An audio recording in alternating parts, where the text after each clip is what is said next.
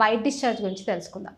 నార్మల్‌గా లేడీస్ చాలామంది ఈ వైట్ డిశ్చార్జ్ ప్రాబ్లమ్‌తో బాధపడుతూ ఉంటారు. దీనివల్ల వాళ్ళకి బ్యాక్ పెయిన్ రావడము, కాళ్ళు బాగా లాగుతున్నట్టు, పీకుతున్నట్టుగా నొప్పి రావడము, వీక్‌గా అనిపించడము, నీరసంగా ఉండడము అనే లక్షణాలు కూడా వాళ్ళకి ఉంటూ ఉంటాయి. అయితే దీనికేం వెళ్తాంలే అని వెళ్ళకపోవడము, లేదంటే సిగ్గుతో వాళ్ళు ఇది ఎలా చెప్పాలి డాక్టర్‌కి అని వెళ్ళలేకపోవడము.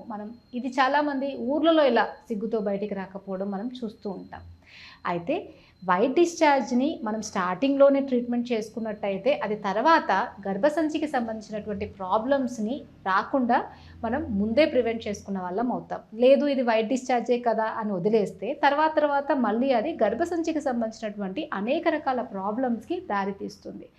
అయితే వైట్ డిశ్చార్జ్ ఉన్న వాళ్ళు ఏం చేయాలి? అండ్ ఏం చేస్తే వైట్ డిశ్చార్జ్ రాకుండా ఉంటుంది అంటే వైట్ డిశ్చార్జ్ ఎందుకు వస్తుంది అన్నది తెలుసుకోవాలి. చాలామందికి ఏంటి అంటే సరైనటువంటి పోషక ఆహారం తీసుకోకపోవడం వల్ల వైట్ డిశ్చార్జ్ వస్తుంది. కొందరిలో కొన్ని రకాల వెజైనల్ ఇన్ఫెక్షన్స్లో ఈ వైట్ డిశ్చార్జ్ అనేది ఎక్కువగా ఉంటుంది. ఎప్పుడైతే ఇలా ఇన్ఫెక్షన్స్లో వైట్ డిశ్చార్జ్ ఉంటుందో వాళ్ళకి ఆ డిశ్చార్జ్ అనేది స్మెల్ ఎక్కువగా ఉంటుంది. అలా డిశ్చార్జ్ అనేది స్మెల్ లేకుండా మామూలుగానే ఎక్కువగా వస్తూ ఉంది అంటే వాళ్ళకి ఇన్ఫెక్షన్ కాకుండా వీక్నెస్ వల్ల వస్తుంది అని అర్థం. ఇలా మీరు రెండు డిఫరెన్షియేట్ చేసుకోవచ్చు. సో ఇలా డిఫరెన్షియేట్ చేసుకున్నాక ఎవరికైతే ఇన్ఫెక్షన్ కాకుండా ఓన్లీ వీక్నెస్ వల్లనే వస్తుంది, ఎలాంటి స్మెల్ లేదు, జస్ట్ వైట్ డిశ్చార్జ్ అవుతుంది అనుకుంటే వాళ్ళు ఇప్పుడు నేను చెప్పేటువంటి కొన్ని టిప్స్ మీరు ఫాలో అవుతే ఆ వైట్ డిశ్చార్జ్ని కంప్లీట్గా తగ్గించుకోవచ్చు. ఎవరికైతే ఇన్ఫెక్షన్ వల్ల వస్తుందో వాళ్ళు డెఫినెట్గా డాక్టర్ని సంప్రదించి దానికి సంబంధించినటువంటి ట్రీట్మెంట్ని తప్పకుండా తీసుకోవాలి. వైట్ డిశ్చార్జ్ ఎక్కువగా అవుతున్న వాళ్ళు బియ్యం కడిగిన నీళ్ళని రెగ్యులర్గా తీసుకుంటూ ఉన్నట్టయితే బి కాంప్లెక్స్ డెఫిషియన్సీ అనేది చాలా వరకు తగ్గుతుంది. కాబట్టి వైట్ డిశ్చార్జ్ అనేది చాలా వరకు తగ్గుతుంది.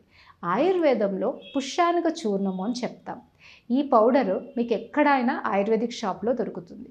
సో దీన్ని రోజు కూడా మీరు బియ్యం కడిగిన నీళ్ళలో ఒక హాఫ్ స్పూన్, మీరు ఎలా అయితే పొద్దున్నే లేవగానే కాఫీ అట్లా తాగుతారు కదా, అది తాగక ముందు ఒక కప్పు వాటర్లో, బియ్యం కడిగిన వాటర్లో ఒక స్పూన్ పుష్యానిక చూర్ణం వేసుకొని రెగ్యులర్గా మీరు తాగుతూ ఉన్నట్టయితే మీకు కావాల్సినంత బలము, యాంటీ ఆక్సిడెంట్ అందుతాయి. కాబట్టి వైట్ డిశ్చార్జ్ అనేది కంప్లీట్గా తగ్గుతుంది. సో ఇలా మీరు రెగ్యులర్గా తీసుకుంటూ ఉన్నట్టయితే ఒక 1 మంత్ వాడితే సరిపోతుంది. మరీ ఎక్కువ రోజులు కూడా వాడాల్సిన అవసరం లేదు. ఒక 1 మంత్ మీరు ఇలా వాడినట్టయితే అది కంప్లీట్గా తగ్గుతుంది.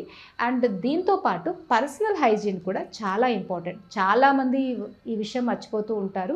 హైజీన్గా ఉండకపోతే కూడా మనకి ఇటువంటి ప్రాబ్లమ్స్ అనేవి ఇబ్బంది పెడుతూ ఉంటాయి.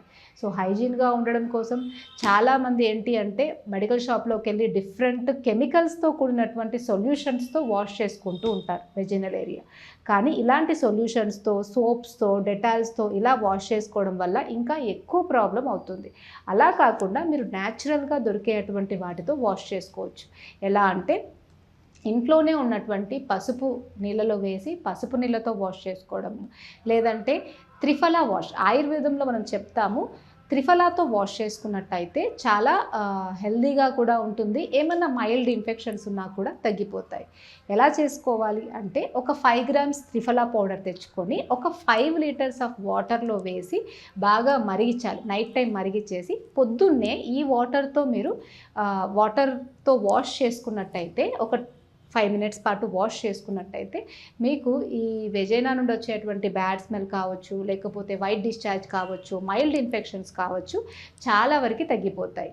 అండ్ ఇంటర్నల్గా కూడా బలం కోసము ఇంతకుముందు చెప్పినట్టుగా పుష్యానిక చూర్ణాన్ని రెగ్యులర్గా తీసుకోండి.